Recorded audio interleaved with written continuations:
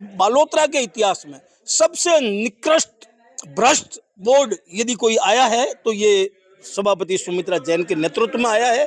बालोतरा प्रतिपक्ष नेता महबूब सिंधी को हटाने के लिए कुछ कांग्रेसी पार्षद व पूर्व एमएलए मदन प्रजापति के पास गए थे, क्या ये बात सही है?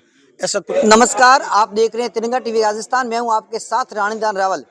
आज भारत के प्रथम प्रधानमंत्री स्वर्गीय पंडित जवाहरलाल नेहरू की जन्म जयंती थी। इसके अवसर पर आज बालोतरा में कांग्रेस कमेटी द्वारा श्रद्धांजलि सभा तथा यहाँ पर कार्यक्रम रखा गया। यहाँ पर पुष्पांजलि दी गई। लेकिन बात ये करते हैं कि बालोतरा में जितने भी पदाधिकारी बैठे, बालोतरा पंचायत समिति के प्रधान भगवत सिंह जसोल को छोड़कर बाकी से पदाधिकारियों की बात करें, सभी की सभी भूमिका बालोतरा शहर से जुड़ी हुई है। लेकिन सभी राजनेताओं ने भाषण में बालोतरा नगर परिषद क्षेत्र की समस्याओं को न उठाकर जयपुर और दिल्ली की बात की, बालोतरा की किसी ने बात नहीं की। बात ये करते हैं और अब जो 5 साल पूरे हो गए बालोतरा नगर परिषद को, तब आवाज उठ रही है, आंदोलन करेंगे, धरना देंगे, झगड़ा करेंगे, वो करेंगे। आखिर बालोतरा की आम जनता ये पूछना चाहती है कि आछे दिन पाछे गए, जनता से किया न हेत, अब पछतावा क्या करे जब तारी चिड़िया चुग गई खेत। और आज के इस कार्यक्रम में कांग्रेस के वरिष्ठ पदाधिकारियों ने भी स्पष्ट स्वीकारा कि 4 साल हम सत्ता के नशे में बैठे गए, इसीलिए बालोतरा नगर परिषद क्षेत्र की कोई आवाज नहीं उठाई, और 1 साल हमको आवाज उठाने का मौका ही नहीं मिला क्योंकि राज बदल गया।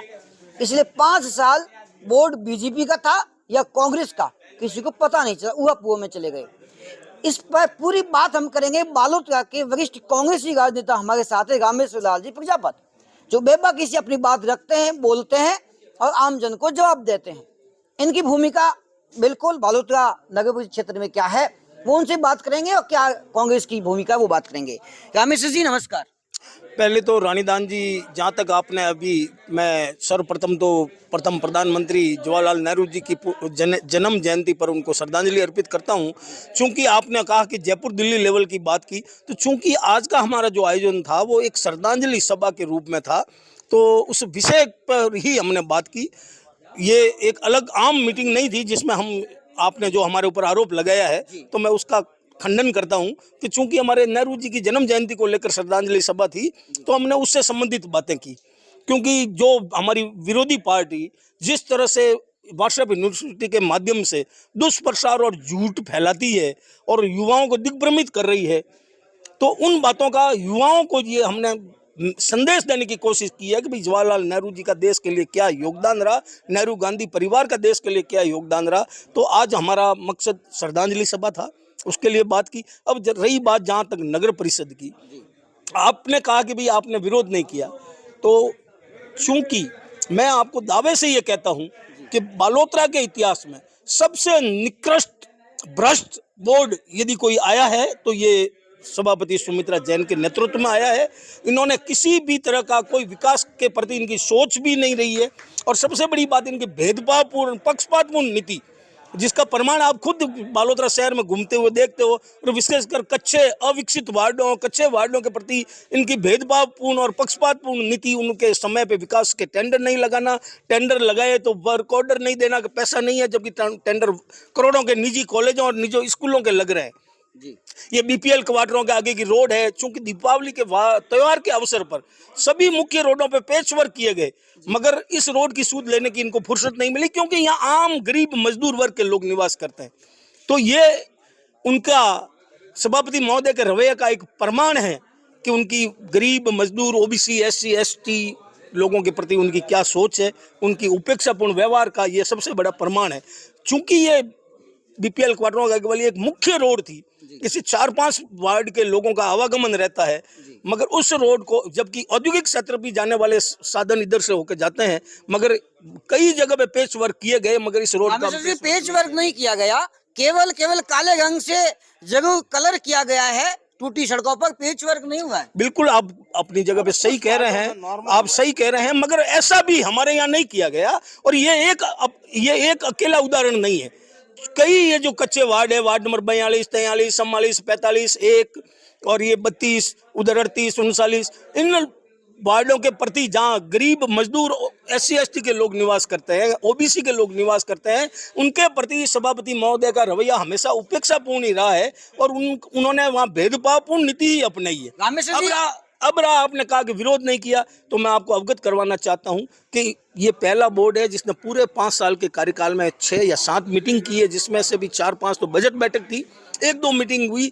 इस एक मीटिंग में तत्कालीन केंद्रीय मंत्री माननीय कैलाश जी चौधरी पधारे, तो चूंकि पहली बार वो उनका मीटिंग में आगमन हुआ था, तो हमने उनकी एक सम्मान रखते हुए उनकी बात पे यकीन किया। उन्होंने हमें हर मुद्दे पे भरोसा दिलवाया कि मैं आगे से मैं खुद वॉचिंग करूंगा और इस तरह की स्थितियां नहीं बनेगी।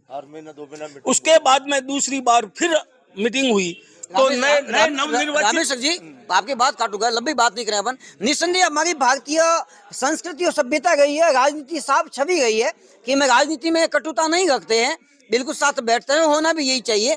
लेकिन आप कहते हैं कि कैलाश जी चौधरी आए तब हमने मान सम्मान रखा, लेकिन 5 साल केवल आपकी बात नहीं करें, आप हमेशा बात स्पष्ट करते हैं, लेकिन बाकी राजनेता अब भी जितने भी संवाद हुए हैं, वक्ताओं ने बात की है, सीधे तौर पर बालोतरा सभापति पर टारगेट क्यों नहीं किया? आयुक्त अरुण चौधरी क्यों? हमने कम से कम 50 पत्र अनियमित पट्टे देने के, विकास कार्यों में अनियमितता के, सफाई कार्यों को लेकर उचित स्तर तक बार बार समय समय पर लिखकर भेजे हैं। माननीय मुख्यमंत्री जी को भेजे हैं, स्वायत्त शासन मंत्री जी को भेजे हैं, कलेक्टर महोदय को दिए हैं, यहाँ तक कि यहाँ विधायक महोदय जी को भी दिए हैं। और इसमें एक और मैं आपको बताता हूँ, सीवरेज की जो महत्वाकांक्षी योजना थी, जो द्वितीय चरण की रेलवे फाटक है इस साइड की थी, जो तत्कालीन विधायक मदन जी प्रजापत ने पास करवाई थी 182 करोड़ रुपए का, जिसमें 42, 43, 44, 45 नंबर वार्ड शामिल थे। मगर दुर्भाग्य से चुनाव के बाद से इन 4 वार्डों को निकाल दिया गया। तो इससे बड़ा भेदभाव तो क्या होगा, जो मैं आपको लगातार कहता जा रहा हूं।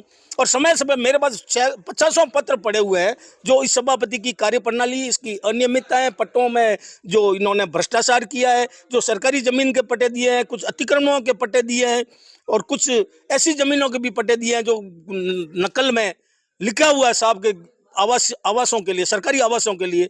तो इन सब चीज़ों की हमने ACB तक में लिख के दे के आए हैं हम, विद प्रमाण नकलों के साथ, और यहाँ भी समय समय पे हमने पत्र भेजे हैं। अब चूंकि उसके बाद दूसरा जरिया होता है बोर्ड बैठक, तो बोर्ड बैठक के लिए हमने 3-4 बार 15 पार्षद, चूंकि एक नगरपालिका अधिनियम है जिसमें प्रावधान है कि 1/3 पार्षद 15 पार्षद लिख के दे, उसके बाद में बोर्ड बैठक बुलाना अनिवार्य होता है। तो उसके बावजूद भी 3 बार हमने दिया है, मगर इन्होंने मीटिंग नहीं बुलाई। उसके लिए हम कलेक्टर महोदय के पास भी गए। मुझे तो बड़ी हंसी आ रही है, कलेक्टर महोदय ने मुझे ये जवाब दिया हम लोगों को कि इसमें मैं क्या कर सकता हूँ।